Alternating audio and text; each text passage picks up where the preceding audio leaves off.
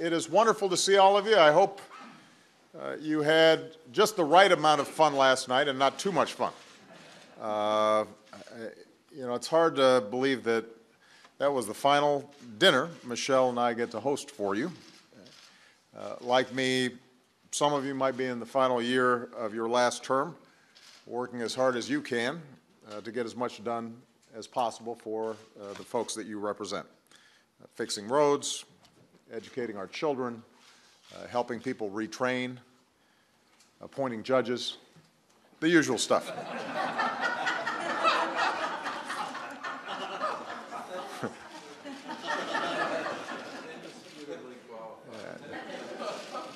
Those of you who've been in office for a while have also witnessed all the progress that we have made together, and it has been a partnership. The millions of new jobs created, millions of people newly covered with health insurance, the new energy projects that are popping up all across every state that's represented here. I do want to comment, before I take questions, on the issue of security for the American people.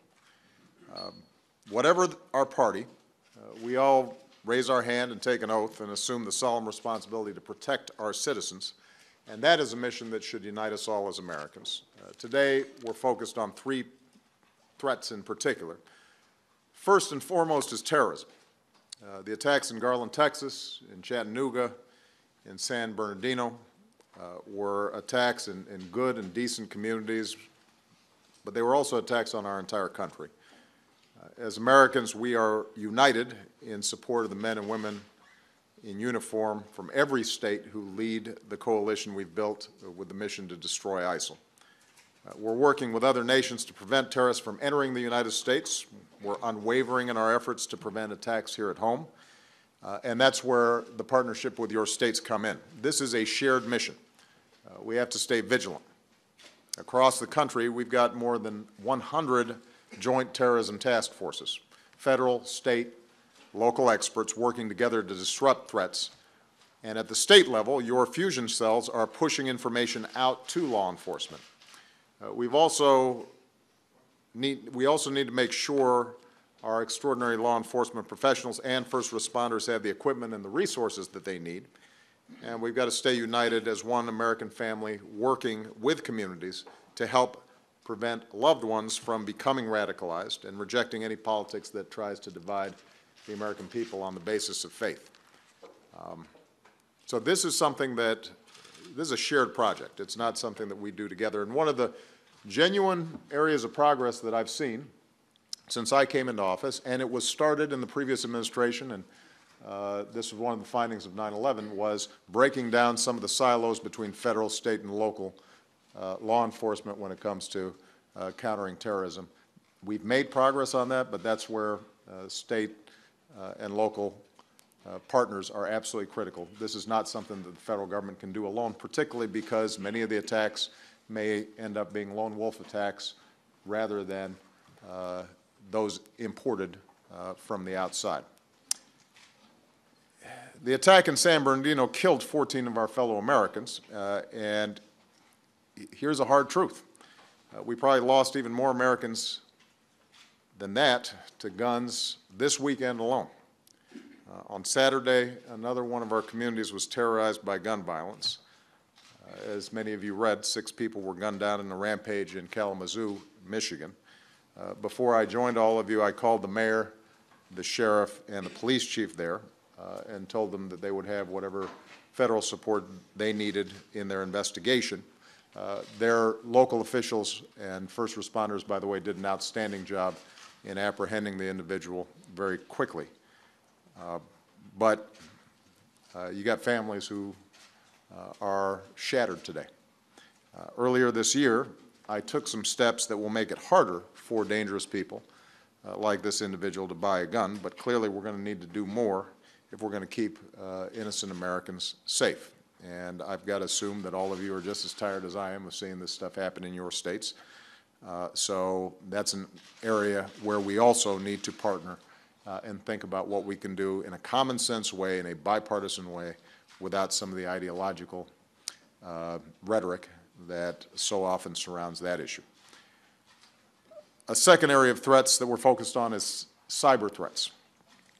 The technology that connects us like never before also allows our adversaries to do us harm. Hackers and nations have targeted our military, our corporations, the federal government, and state governments. They're a threat to our national security. They're also a threat to our economic leadership. They're a threat to our critical infrastructure. They're a threat to the privacy and public safety of the American people. This is a complex challenge, and we're not going to be able to meet it alone. We've made a lot of progress these past 7 years, including sharing more information with industry and with your states. But all of us are still vulnerable. So this is why earlier this month I launched the Cybersecurity National Action Plan and proposed significant funding to push our cybersecurity efforts in a more aggressive direction. We're going to start a major overhaul of federal computer systems. I want to do more with your states, including sharing more information about threats, improving our joint response capabilities. We have initiated a joint bipartisan commission made up of one of my national security advisors, former national security advisors, Tom Donilon, but joined with the former CEO of IBM so that they can work together to help provide us a sense of direction both at the federal and state levels as well as the private sector in terms of how we move forward on this. We're going to want your input, and I think that we probably have some good ideas about where your vulnerabilities are in terms of your state databases and what you're doing there. So that's an area where I think we can profitably work together. Finally, we all have to remain vigilant when it comes to the spread of disease. Since late last year, my administration has been focused on the threat of Zika. So far, while there's no evidence of Zika transmission from mosquitoes here in the continental United States, there are confirmed cases in Puerto Rico. And as leaders, it's important that we convey very basic facts, including the fact that Zika is not like Ebola. Ebola was primarily spread from human to human. Based on what we know right now, Zika spreads predominantly through the bite of a certain kind of mosquito that's limited to certain parts of the country. Symptoms are generally very mild. Most folks don't even realize that they have it, but as all of you have read, the possible connection between Zika, birth defects, and other serious health problems means that we've got to take precautions, particularly with respect to women who are pregnant or are trying to get pregnant.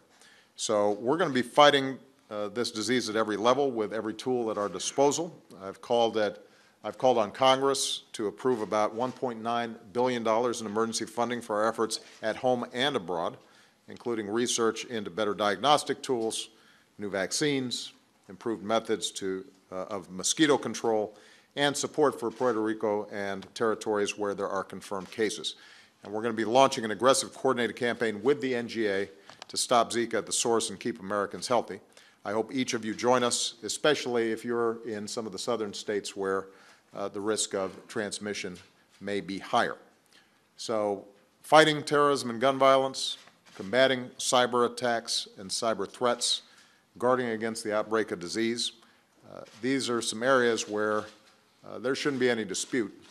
We've got to be working together to keep our country safe and strong. And I look forward to the partnership with the NGA and each and every one of you in all of these areas. I should point out that one of the things I'm proudest of over the course of the last 7 years is that the federal coordination with state and local governments with respect to disaster response, I think has been extraordinary. I'm really proud of the work that Craig Fugate and FEMA has done, and I think that that kind of model of partnership across many of these threats is exactly what's needed to give the American people the confidence that their government's on their side when they need it most. Over our lifetimes, and certainly accelerated over the last 25, 30 years, this has become a global economy and not a national economy.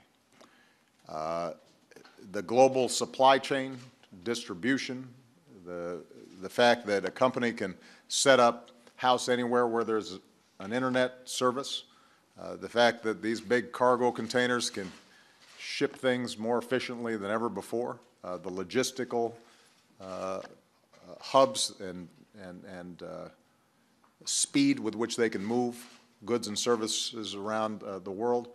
All of this has created a global marketplace. The good news is that we are best positioned to take advantage of this global marketplace than anybody else. We've got the best cards. We've got the best businesses. We've got the best technology, the best innovation. We've got the best workers. We are a free market, dynamic economy like nobody else. The challenge is that there have been disruptions as a consequence of that global trade. There's no doubt about it. And in every one of your states, there have been times where somebody has been affected. And not all the trade deals in the past were designed just to look out for workers. There were times where it was good for consumers. It was good for the businesses that may have found lower wages. But it wasn't always good for those communities that had big plants, particularly in manufacturing, that got shipped overseas. And that's made people suspicious about trade, and understandably so.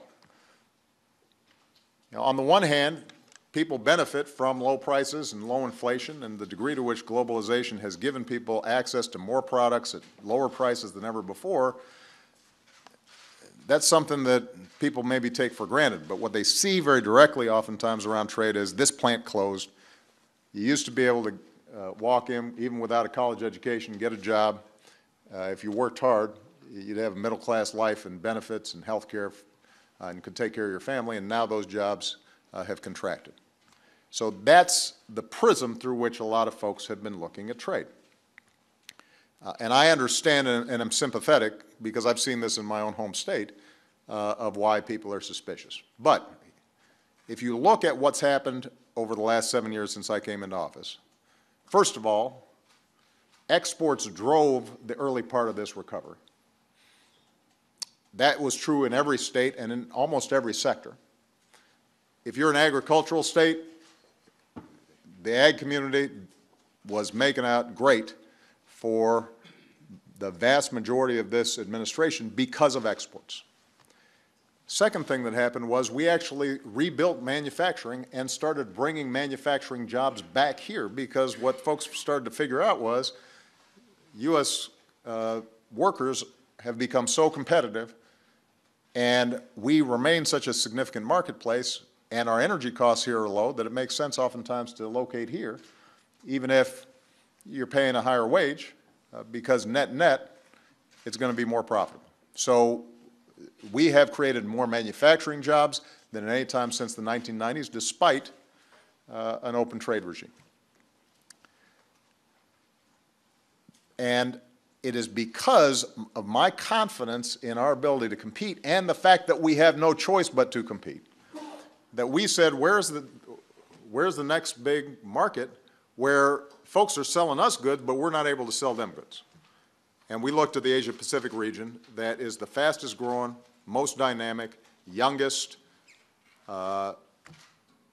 population in the world, and where invariably economic activity is going to be driving much of the world economy for decades to come. And our concern there was that China was the 800-pound gorilla, and if we allowed them to set trade rules out there, American businesses and American workers were going to be cut out. And if we got in there and we set the terms of trade, making sure that there were high labor standards, making sure that there were high environmental standards, making sure that intellectual property was protected, making sure that the things that we do well were protected, and that those countries that are selling to us right now but are keeping our goods out lowered those barriers. If we did all those things, then it would be an improvement for American businesses and American workers, and we would know that we would be able to compete in those areas for years to come. So we got TPP done. Mr. Michael Froman is here. He can, if he hasn't already, he will brief you on every paragraph, every comma, every T that's crossed and I that's dotted on the agreement. But the bottom line is this. It is, I believe, indisputable that once we have TPP in place, we, American companies, American workers, will be better off than the existing trade regime that we have right now. I mean, I'll just give you a very simple example. Right now, there are 18,000 tariffs, taxes essentially, on American goods and services that would all be eliminated. So if you got a rancher in Colorado, they can sell beef to Japan in ways that they cannot do right now, and that is a huge market for them. If you are interested in selling cars in Southeast Asia, right now, oftentimes they're going to slap a 70% tax on the value of the car, which means you're not competitive. We're going to bring those down. Nobody has described for me, none of the critics of this trade deal have described for me how we're better off with the current status quo, where those folks are all keeping tariffs high, than we would be with TPP. What they argue against is old trade deals, and I keep on explaining to them, look, I can't do anything about what may have happened 40, 30 years ago, but I can do something about what's going on right now. And by the way, because Mexico and Canada are signatories to this deal, it actually does strengthen labor and environmental protections within NAFTA, which previously had been one of the main complaints of critics. Now, having said all that, the emotions around trade are still strong. Labor unions, and I am a big labor guy, you know, they're not happy with me on this. They disagree with me because they have memories of this weakening the manufacturing base in America.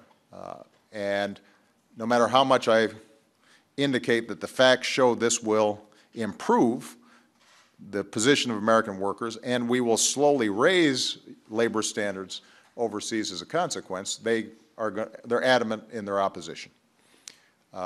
Which means that we have, in order to get this passed through Congress, have to depend on a set of strong pro-trade Democrats who recognize the importance of trade to their economies and their membership, their constituencies, and Republicans who historically at least have been in favor of the free market and in favor of trade.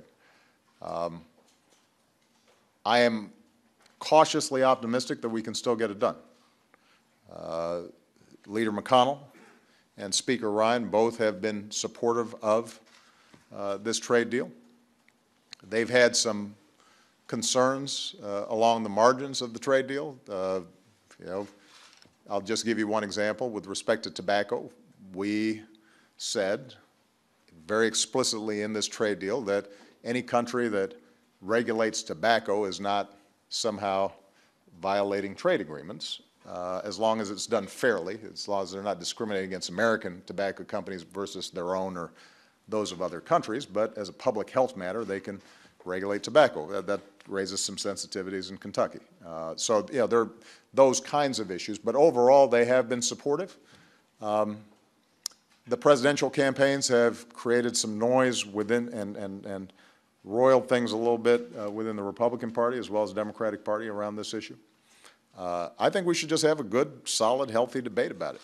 We're going to sign to enter this agreement, present it formally with some sort of implementation documents to Congress at some point this year, and my hope is that we can get votes. What Congress can do, or what all of you can do to help, is to talk to your congressional delegations and let them know this is really important. It is inconceivable if, for example, you are in California, that you don't want a Trans-Pacific partnership that ensures the gateway for commerce in the Pacific is open to California businesses and workers for decades to come. It's inconceivable that you'd be opposed to that. I mean, we've got longshoremen in California who are opposed to that. I said, where do you think your jobs come from? It's from moving stuff off those containers onto trucks and rail to fan out all across the country. This creates jobs for you. But that gives you some sense of some of the emotions that I think are sometimes blocking this up. All of you, though, can really lift up the benefits for your states and talk to your congressional delegations directly. Talk to your businesses, by the way, because they'll tell you how important this is to them.